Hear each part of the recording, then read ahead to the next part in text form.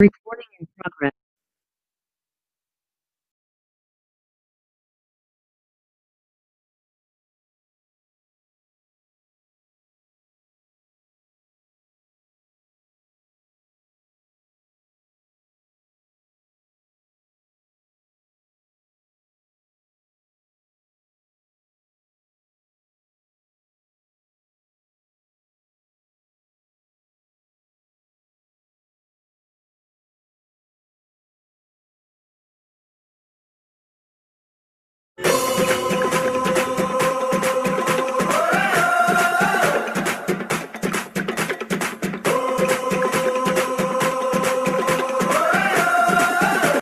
आणि आपल्याला खूप छान मार्गदर्शन केलं.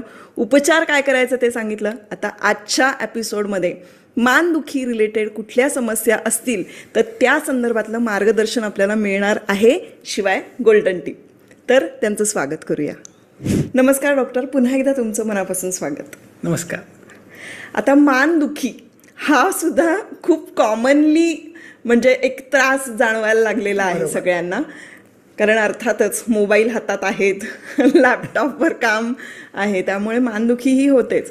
पण मानदुखी होण्याची आणखीनही काही कारणं आहेत का, आणि कशामुळे ही आणखीन उद्भवू शकतात?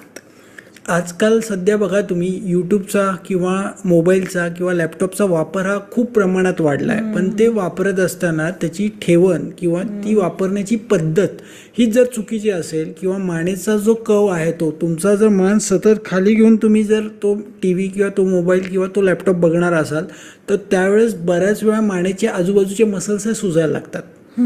त्याचबरोबर काही लोकांमध्ये हंप येतो, काही लोकांमध्ये ती सूज जी आहे ती काही टेनिस बॉलसारखी, काही लोकांची सूज ही त्याच्या चारपट पण असू शकते.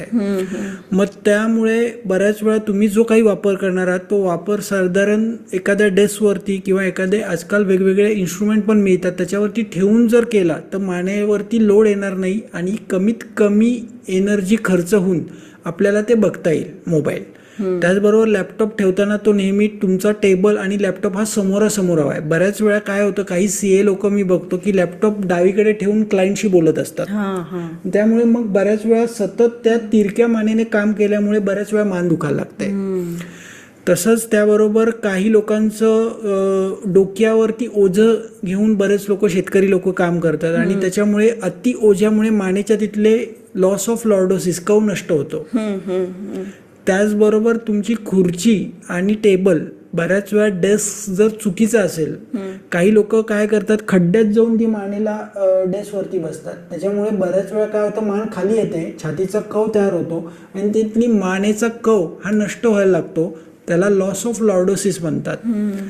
काही लोकांची मान ही फॉरवर्डेड पुढे जाते. तर ही सगळी जी कारणं आहेत ती चुकीच्या पद्धतीने बसणं, चुकीच्या पद्धतीने त्या मानेचा वापर करणं. त्याचबरोबर काही लोकांना मान मोडायची सवय असते. आत्ताच तुम्ही जर बघितलं तर वाराणसीमध्ये एकाने नाव्याकडे मान मोडली आणि तो जागेवरती एक्सपायर झाला.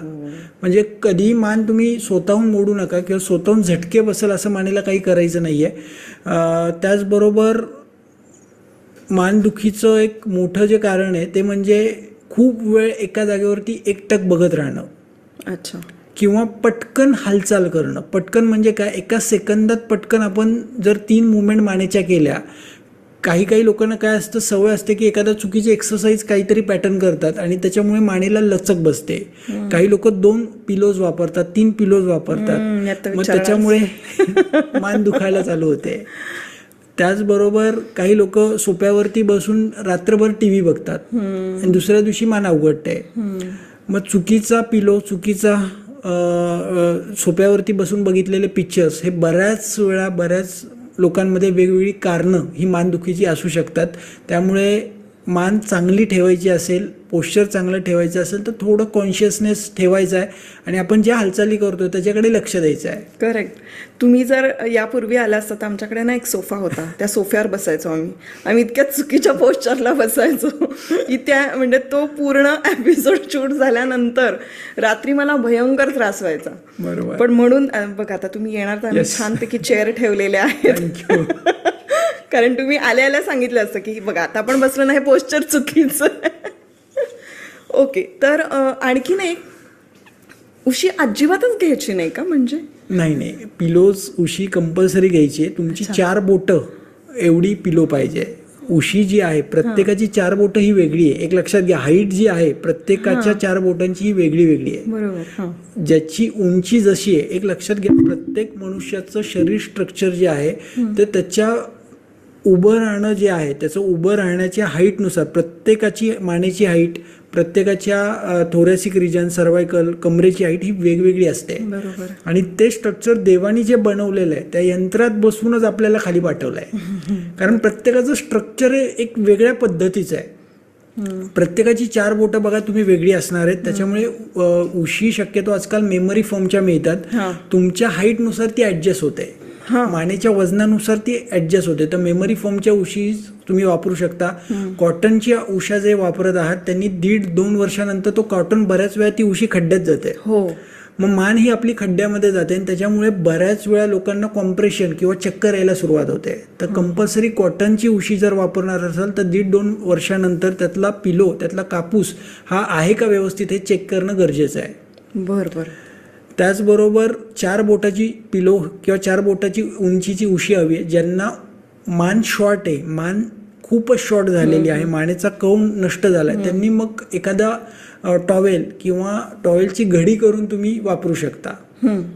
तुम्हाला कम्फर्टेबल जे आहे ना त्या स्ट्रक्चरमध्ये तुम्ही झोपा. ज्या स्ट्रक्चरमध्ये तुम्हाला कम्फर्टेबल नाही वाटत आहे, ताण येतोय, कुठेतरी अवघडल्यासारखं वाटतं, तुम्ही स्ट्रक्चर बदलायचं आहे. आणि पोझिशन झोपण्याची कशी असावी काय? झोपताना नेहमी पाठीवरती झोपावं किंवा डाव्या कुशीवर झोपावं. तर काही लोक पोटावरती झोपतात, काही लोक उजव्या कुशीवर झोपतात. मग त्यांनी अन्नपचन बिघडतं आणि बऱ्याच वेळा आतड्यांवरती प्रेशर आल्यामुळे चयापचय क्रिया व्यवस्थित होत नाही. एक संस्कृतमधला दोहा आहे, पाठीवर झोपतो तो योगी, पोटावर झोपतो तो भोगी, डाव्या कुशीवर झोपतो तो निरोगी आणि उजव्या कुशीवर झोपतो तो रोगी. तर शक्यतो डाव्या कुशीवरती झोपलं पाहिजे, ज्यांनी चयापचय चांगला होईल आणि आपल्या शरीरामधली एक झोप ही जी आहे ती 7.5 ते 8 तास कमीत कमी पाहिजे. जर आपण कमी वेळ झोपणार आहात तर तिथे मग सगळं अंग दुसऱ्या दिवशी दुखायला लागतं, जांभळ्या येतात, मग बारीक ताप वारंवार यायला लागतो. तर झोप ही कंपल्सरी कमीत कमी 6.5 ते 7 तास ही पाहिजेच. जर झोपलं नाही तर तुमच्या शरीरामधले आजाराची निर्मिती, आजाराची शृंखला ही निर्माण व्हायला लागते. करेक्ट. मगाशी तुम्ही सांगितलं की म्हणजे आपला जो विषय झाला की आपल्याला भूक लागेल त्यावेळेला खाल्लं पाहिजे किंवा तहान लागेल तेव्हा पाणी प्यायलं पाहिजे आणि आपल्याला जे कम्फर्टेबल वाटते त्याप्रमाणे आपण झोपलं पाहिजे. पण बेसिक तुम्हाला म्हणजे आयुर्वेदाचा तुमचा खूप अभ्यास झाला आहे म्हणून मला एक विचार असं वाटतं की बेसिक सामान्य माणसांना हेच कळत नाही की त्यांना काय हवं आहे, कारण त्यांचं स्वतःबरोबरचं तेवढं कनेक्शनच नसतं. असं जाणवतं का तुम्हाला? एक लक्षात घ्या, काय झालंय, आज आपण क्षणिक सुखाकडे बरेच लोक भाग पळतोय. आज सगळे लोक व्हिटॅमिन एम कडे जास्त प्रमाणात पळतात आहे. व्हिटॅमिन एम = मनी. तर एक लक्षात घ्या, बऱ्याच वेळा आपलं वय काय, आपलं मन कशात अडकलंय आणि आपल्या झोपण्याच्या वेळा, उठण्याच्या वेळा, भूक आज लोक जेवण वेळ झाली म्हणून जेवतात आहे. बऱ्याच वेळा भूक लागली म्हणून जेवत नाहीये. बऱ्याच वेळा लोकांचं काय होतं की भूक लागली की मग चहा पी, समोसा खा, वडापाव खा, मग ती भूक मरून जाते आणि परत कालांतराने 1:30-2 वाजता मग जेवण करतात. त्यामुळे बऱ्याच लोकांना 3-4 वाजता जे जेवण करतात त्यांना बऱ्याच वेळा लिव्हरचे प्रॉब्लेम चालू होतात, काही लोकांना गॉलस्टोनचे प्रॉब्लेम चालू होतात आणि त्यातनं मग त्रास चालू होतो. म्हणून लाईफस्टाईल जी आहे त्याच्याकडे आपल्याला लक्ष द्यायचं आहे. आणि त्याच्याच बरोबर ऋतुचर्या, ऋतू म्हणजे बघा उन्हाळा आता येतोय तर उन्हाळ्यानंतर मग पावसाळा आहे. तुम्ही जे ऋतू बदलतात त्यानुसारही तुमचं आहाराची पद्धत बदलली पाहिजे. आज आपल्या भारतीय सण उत्सव जे आहेत ते त्या पद्धतीने बसवलेले आहेत. बरोबर. आज आता बघा तुम्ही उन्हाळा चालू झाला, कैरीचं लोणचं खावा, त्यांनी तुमची भूक वाढेल, रुची वाढेल. कारण उन्हाळ्यात ऑलरेडी आपली भूक कमी होते. कैरीचं पन्ह घ्या, दुपारी अर्धा ग्लास ताक घ्या. जसे ऋतू बदलतात तसे आहाराची पद्धत बदलली तर आजार निर्माण होत नाहीत. त्याचबरोबर आपले विचारसरणी जी आहे ती आपण कशा पद्धतीने ठेवतोय. आज पूर्वी बघा लोक गावामध्ये किंवा खाली वडाच्या पारंब्याखाली लोक बसायचे, गप्पा मारायचे, एकमेकाचं दुःख सुख वाटून घ्यायचे. आज असं झालं की सगळे लोक एकलकोंडी झालेत. मग प्रत्येकजण फक्त यूट्यूब बघतोय, इंस्टा बघतोय आणि त्याच्यातनं तो विचार निर्माण करून तो त्याच्या डोक्यात ठेवतो आणि त्याच्या मनासारखं नाही झालं की मग शुगर वाटते, त्याच्या मनासारखं नाही झालं की BP वाढतो, त्याच्या मनासारखं नाही झालं की हार्ट अटॅक येतोय. आज ते प्रमाण दिवसेंदिवस वाढत चालले कारण संवाद पण घरातले कमी झालेत. मग आपल्या लोकांबरोबरचे संवाद वाढवा. आपल्याला काय वाटतं, आतमधनं काय आपल्या इच्छा त्या व्यक्त झाल्या पाहिजेत आणि भावना व्यक्त नाही झाल्या तरी मान दुखायला लागते. बघा तुम्ही घरामध्ये तुमच्या 30-40 लोक उद्या सकाळी जेवायला येणार आहे आणि तुम्हाला अचानक सांगितलं, लगेच इथे भरून येतं. भरून येतं. हा शब्द बरोबर वापरला तुम्ही. सगळ्याच बाजूनी भरून येतं. अप्पर ट्रॅपेझियसचे मसल्स कडक होतात. तसंच हे तुमच्या बाबतीत झालं. पण आता ऑफिसमध्ये जे लोक काम करतात त्यांना टार्गेट दिलेत आता सध्या, because company want to profit. प्रत्येक बिझनेसमध्ये त्यांना टार्गेट दिलेले असतात. प्रत्येक ठिकाणी टार्गेट ओरिएंटेड जर प्रॅक्टिस असेल तर त्यांच्या खांद्यावरती आणि मानेवरती परिणाम होतो आणि मग मान दुखायला लागते. स्ट्रेस, अति स्ट्रेस हे एक मोठं मान दुखायचं कारण आहे. बऱ्याच वेळा खूप स्ट्रेस घेणं, खूप विचार करणं, खूप चिंता करणं, खूप मनामध्ये वेगवेगळ्या गोष्टींची साठवण करणं हे मान दुखायचं मोठं कारण आहे. त्यामुळे बघा, अपरिग्रह, राग, काम, क्रोध, शोक, भय, ईर्ष्या, द्वेष, मत्सर हे षडरिपूंना आपण सगळ्या बाहेर टाकायचं आहे. पण आपण आजकाल काय झालं तेच जास्त आतमध्ये टाकतोय आणि ते खूप आतमध्ये टाकल्यामुळे आपल्या मनांचा परिणाम आपल्या वेगवेगळ्या अवयवांवरती होतो. जसं डिओडिनम नावाचा जो अवयव आहे, म्हणजे स्टमकच्या पुढे डिओडिनम, ते डिओडिनम जे आहे ते नॉर्मल मूव्ह करायला पाहिजे वर खाली वर खाली, पण ती मूवमेंट बऱ्याच वेळा जे लोक कॅशियर्स आहेत, बँकर्स आहेत, की जे लोक सगळं चालवतात, घर वगैरे चालवतात किंवा वेगवेगळ्या सगळ्या संस्था चालवतात, एंटरप्रिनर्स आहेत, त्या लोकांमध्ये डिओडिनम हा हालत नाही. तो मोबिलिटी कमी होते because of stress, because of खूप विचार, बिकॉज ऑफ चिंता. तर मग हे ऑर्गन्स जे आहेत आपल्या शरीरातले ते आपल्या विचारांमुळे तिथे गाठी तयार होतात, तिथे लिम्फ नोड तयार होतात, तिथे कधी कधी लिगामेंट टाईट होतात, मग त्याच्यामुळे वेगवेगळे आजार निर्माण व्हायला लागतात. करेक्ट. कशाचा स्ट्रेस घ्यायचा, कुठल्या गोष्टीचा स्ट्रेस घ्यायचा नाही, कुठल्या गोष्टी मनात ठेवायच्या, कुठल्या बोलायच्या, हे कळणं गरजेचं आहे. भूक केव्हा लागते हे कळणं गरजेचं आहे. तहान केव्हा लागते हे कळणं गरजेचं आहे. हे खूप बेसिक आहे मला असं वाटतं. आणि यात मी एक अजून ऍड करतो.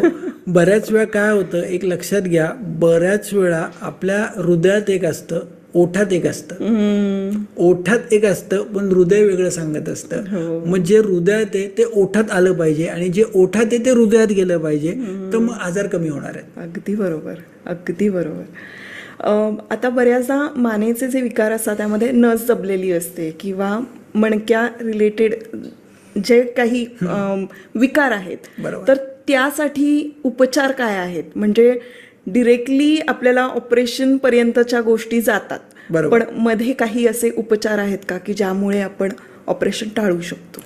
एक लक्षात घ्या, मणक्यामध्ये मानेच्या आजारामध्ये पहिला आजार जो आहे तो म्हणजे मानेचा स्लिप डिस्क, त्याला C6, C7 डिस्क हर्निएशन किंवा डिस्क पोट्रुजन हे MRIच्या रिपोर्टमध्ये येतं.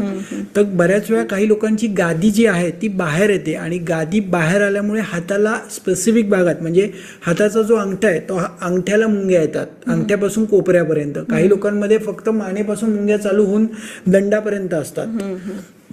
काही लोकांचा हाताच्या बोटांमध्ये मुंग्या असतात, काही लोकांचा हात जड होतो. हे अकॉर्डिंग टू त्याची डिस्क किती बाहेर आली आहे त्याच्यानुसार ते असतं. त्याचे सिम्पटम्स पेशंटमध्ये दिसतात.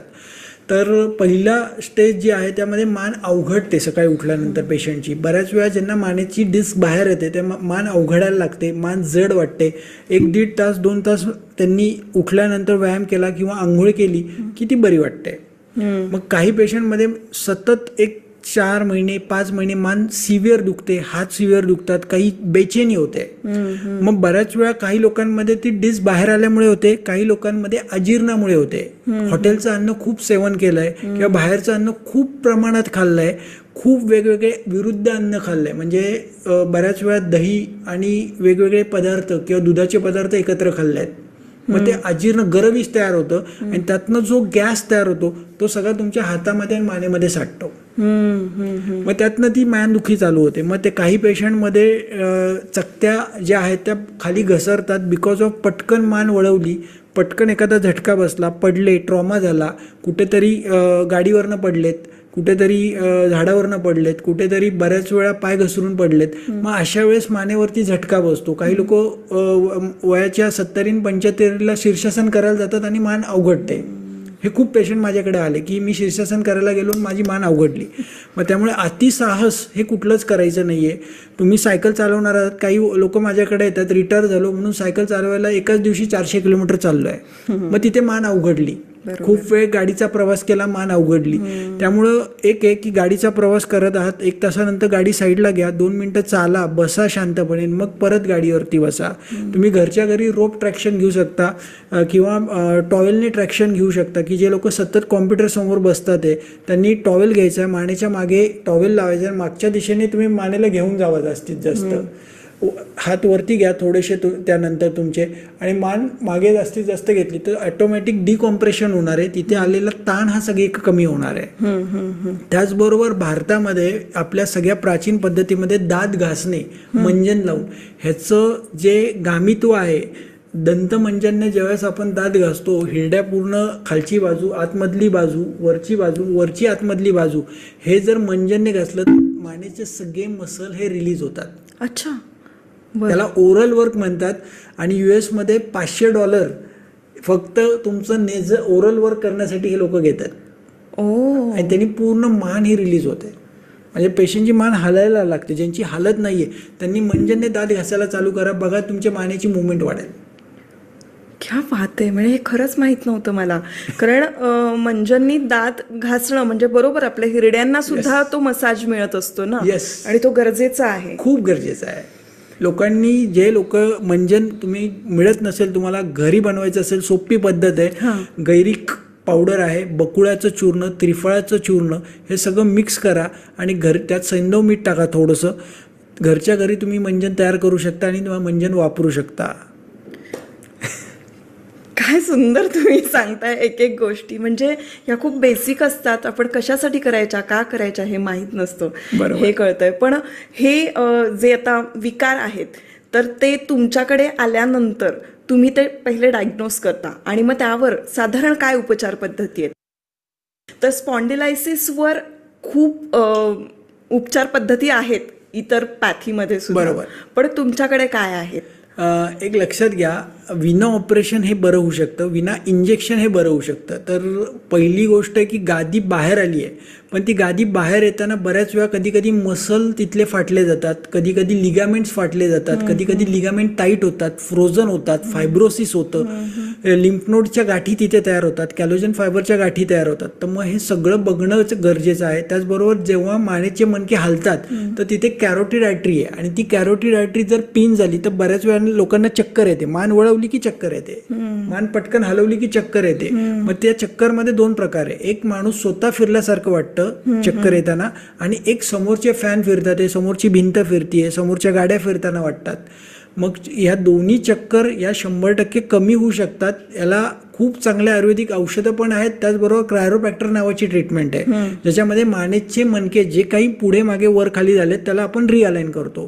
त्याचबरोबर ज्या लोकांच्या गाद्या बाहेर आल्यात, स्पॉन्डिलोसिस झालेला आहे, मणक्याची चकती ही मागे आली आणि त्याच्यामुळे नस दबली गेली, त्याच्यामुळे मुंग्या येतात आहे, किंवा हातातली वस्तू एखादी खाली पडतीये, हात थरथरतोय, हातामध्ये काही ग्रीप कमी झालेली आहे, कुठली गोष्ट ओढता येत नाहीये, त्या कंडिशनमध्ये आपण तिथल्या फेशिया मसलची ताकद वाढवतो. त्याच्यामध्ये MET, muscle energy technique exercises, ज्यामध्ये आम्ही विशिष्ट प्रकारचे काही एक्सरसाइजेस पेशंटला देतो, जेणेकरून पेशंटच्या तिथले स्केलनी स्टर्नोक्लिडोमॅस्टॉइड मसल्सची ताकद वाढली की बोन हे सरळ व्हायला लागतात. त्याचबरोबर 2 मणक्यातलं अंतर वाढवण्यासाठी क्रायरोप्रॅक्टर नावाची ट्रीटमेंट दिली जाते. त्याचबरोबर फेशिया रिलीज स्ट्रक्चरल इंटिग्रेशन नावाची ट्रीटमेंट आहे, ज्याच्यामध्ये मसल रिलीज केले जातात. जसं मी तुम्हाला म्हटलं की आम्ही दाताच्या आतमध्ये हात घालून ते मसल रिलीज करतो, नाकाच्या आतमध्ये पूर्ण मसल तिथले रिलीज केले जातात, कानाच्या आतमधले मसल रिलीज केले जातात, छातीचा भाग जो आहे तो पूर्ण रिलीज केल्यानंतर मानेची ओढ ही सगळी कमी होते. एक लक्षात घ्या, मान दुखते म्हणजे फक्त मानेला चोळून मान दुखी कधी कमी होत नाही.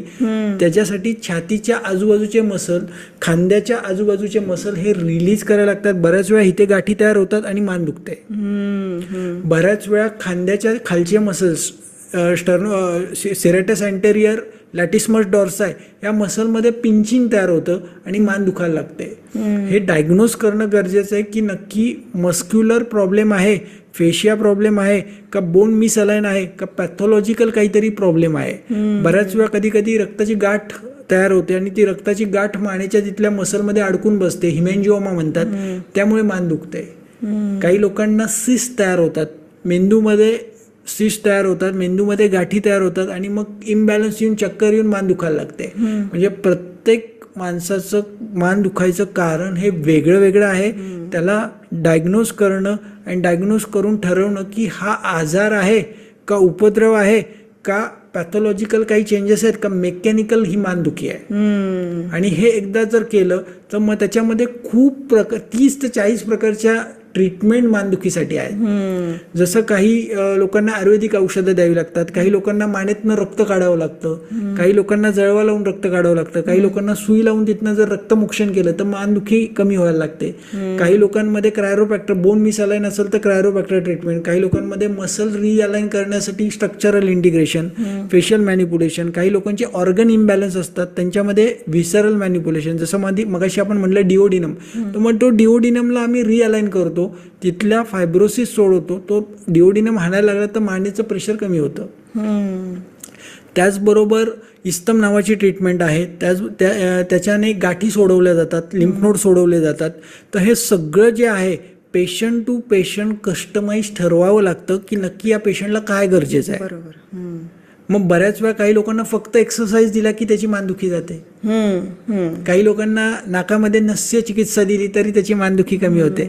म्हणजे हे कस्टमाइज आहे, प्रत्येक पेशंट टू पेशंट ठरवावं लागतं की त्याची मानदुखी कधीपासून आहे, त्याचा एक्सरे बघावा लागतो, त्याचा MRI बघावा लागतो. आणि त्याचबरोबर आम्ही हे नर्वोस्कोप नावाचं मशीन आणलेलं आहे, ते मानेपासून पहिल्या मणक्यापासून ते आम्ही माकडहाडापर्यंत चेक करतो की मानेच्या तिथल्या नवचं टेम्परेचर किती आहे. मग उजव्या साईडची मान दुखते का डाव्या साईडची दुखते हे मशीन आपल्याला दाखवतं. आणि त्याचबरोबर ती मानदुखी ही ॲक्यूट आहे, क्रोनिक आहे का, 3 वर्षापर्यंत आपल्याला ग्राफ येतो. मग हे सगळं बघून ठरवावं लागतं. आणि त्यामध्ये पेशंटला मग चिकित्सा पद्धती जी आहे ती काही पेशंटला 3 महिन्यात ते बरे होतात, काही लोकांना ज्यांना ऑपरेशन सांगितले ते 9 ते 12 महिन्यामध्ये साधारण 3 तासाचे उपचार दिले जातात. त्याचबरोबर आपण झूम योगा घेतो, त्यामुळे मोबिलिटी वाढते. त्याचबरोबर फ्रँकलिंग मेथड, BS मुवमेंट, वेगवेगळ्या मसल आणि फेशियाला रिलीज करणारे एक्सरसाइज पॅटर्न दिले जातात, मोबिलिटी वाढवणारे एक्सरसाइज पॅटर्न दिले जातात. त्यामुळे ज्यांची मान साधारण एवढीच हलते त्यांची दुसऱ्या तिसऱ्या सेशनला मान पूर्ण खांद्यापर्यंत जाते. एवढे चांगले रिझल्ट्स येऊ शकतात जर पेशंटला कस्टमाइज ट्रीटमेंट दिली तर. तुम्ही झूमवर योगा क्लासेस घेता, तिथे तुमच्याकडे जे येणारे पेशंट असतात त्या पेशंटच्या रिक्वायरमेंटप्रमाणे आसनं असतात, मग तसे सेशन्स असतात की काय?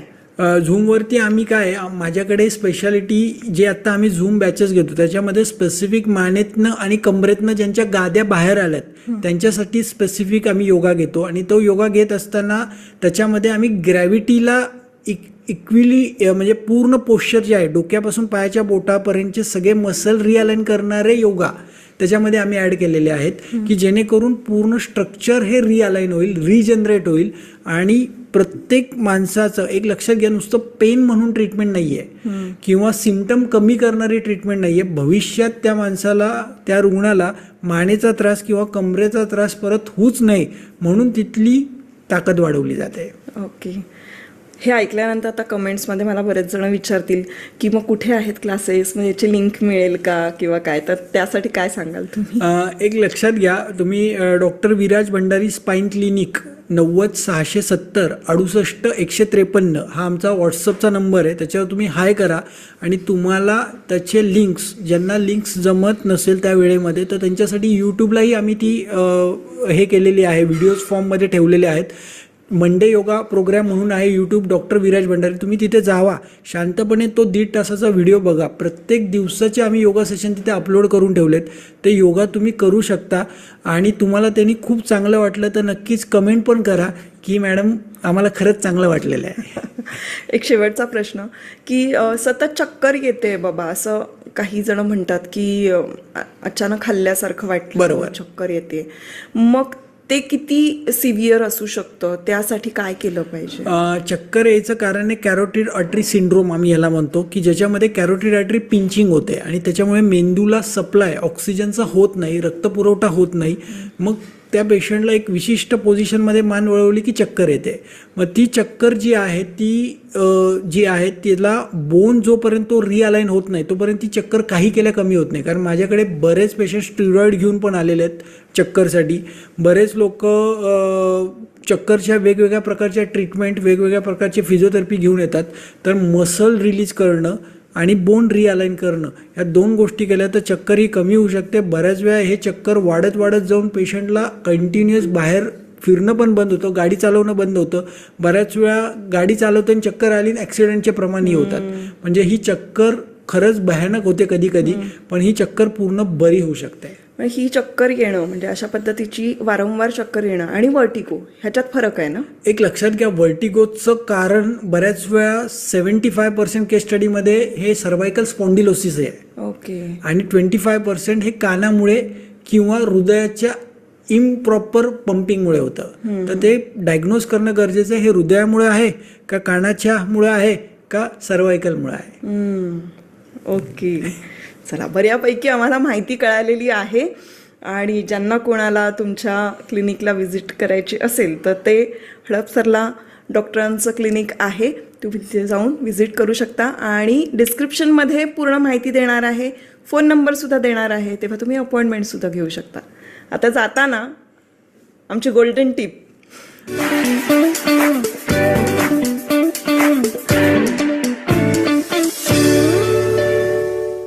ज्यांना मान दुखते किंवा मान अवघडते त्यांनी पहिलं गोल्डन टिप आहे की 1 मिनिटं लोंबकळायचं आहे.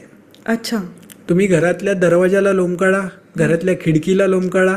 कमीत कमी 1 मिनिटं जर तुम्ही लोंबकाळला तर मान दुखणं हे बऱ्यापैकी कमी होतं. बरं. सेकंड गोल्डन टिप जी आहे ते हात गोलाकार फिरवणं. अत्यंत सावकाश, 1 मिनिट लागला पाहिजे एक गोलाकार फिरवण्यासाठी. ओके. हात दोन्ही समोर घेतलेत आणि सावकाश हात आपल्याला गोलाकार फिरवायचे. ओके, म्हणजे फास्ट नाही, अत्यंत सावकाश, 1 मिनिट लागला पाहिजे. ह्यानी मानेचे, खांद्याचे आजूबाजूचे जे मसल्स आहेत, बरगड्यांचे मसल्स हे पूर्ण रिलीज होतात आणि त्यांनी बऱ्याच, फक्त हे फिरवताना तुम्हाला एकच रोटेशन 1 मिनिटाचं करायचं आहे. बरं. एकच रोटेशन, क्लॉकवाईज, अँटी क्लॉकवाईज. त्याचबरोबर तिसरी आणि शेवटची गोल्डन टिप्स आहे, तुमच्या घरी असलेलं एखादं खोबऱ्याचं तेल किंवा तिळाचं तेल जे आहे ते तुम्ही तुमच्या मानेच्या आजूबाजूला सावकाश लावायचं आहे आणि पोटली शेक, वाळू गरम करायची आहे गॅसवरती, मोहरीचं तेल 2 चमचे टाकायचं आहे आणि त्या पोटलीने मानेच्या आजूबाजूचे मसल्स, खांद्याच्या आजूबाजूचे मसल्स हे साधारण 20 मिनिटं शेकायचे आहेत. आणि ज्यांचं रोजच कॉम्प्युटरवरती बसणं आहे, रोज एकटक बघणं आहे, रोज मोबाईलचा वापर जे लोक 2 तास 3 तास करतात त्यांनी रात्री झोपताना साजूक गाईचं तूप नाकामध्ये 2 थेंब दोन्ही नाकपुडीत सोडायचं आहे. नासा ही शिरसोद्वारम, नाक हे डोक्याचं द्वार आहे आणि जर नाकात तूप सोडलं तर मानेच्या हाडांना बळकटी होते, बळकटी मिळते. ओ बर, वा, काय छान गोल्डन टिप होती. थँक्यू सो मच डॉक्टर, खूप महत्त्वपूर्ण अशी माहिती सांगितली, खूप छान मार्गदर्शन केलं, मनापासून धन्यवाद. थँक्यू.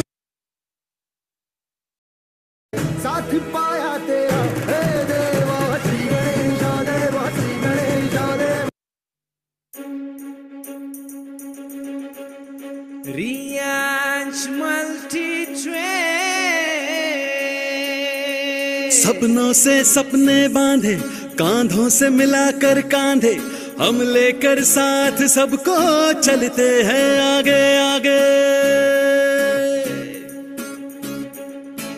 हो सपनों से सपने बांधे, कांधों से मिलाकर कांधे, हम लेकर साथ सबको चलते हैं आगे आगे। चलो आयुर्वेद के संग जीवन के बदले रंग, नई खुशियाँ नई उमंग अब हर एक दिल में जागे। रियांश ने दी एक नई पहचान है, रियांश है तो पूरा हर अरमान है, रियांश है तो हर मुश्किल आसान है, रियांश है तो कदमों में आसमान है।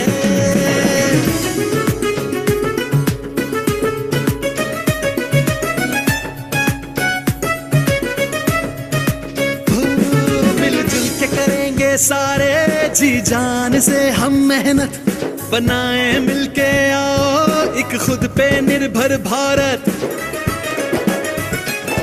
मिलजुल के करेंगे सारे जी जान से हम मेहनत, बनाए मिलके आओ एक खुद पे निर्भर भारत। जुड़कर हम एक दूजे से घर घर अमृत पहुँचाए, सैलाब ये बदलाव का विरत चलता ही जाए।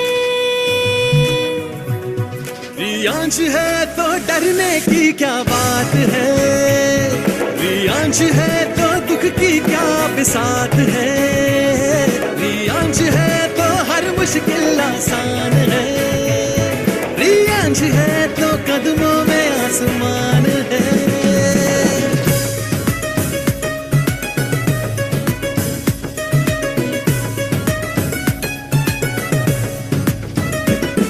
अब देखना नहीं पीछे ना तूफान की परवाह है, हर चेहरे पे मुस्कान है और मंजिल पर निगाह है। बदली है अपनी जिंदगी और बदला हर प्रवाह है, रियांश मल्टी ट्रेड ने दिखाई नई जो राह है। रियांश है तो हर सपना साकार है, रियांश है तो सुहाना ये संसार है, रियांश है तो हर मुश्किल आसान है,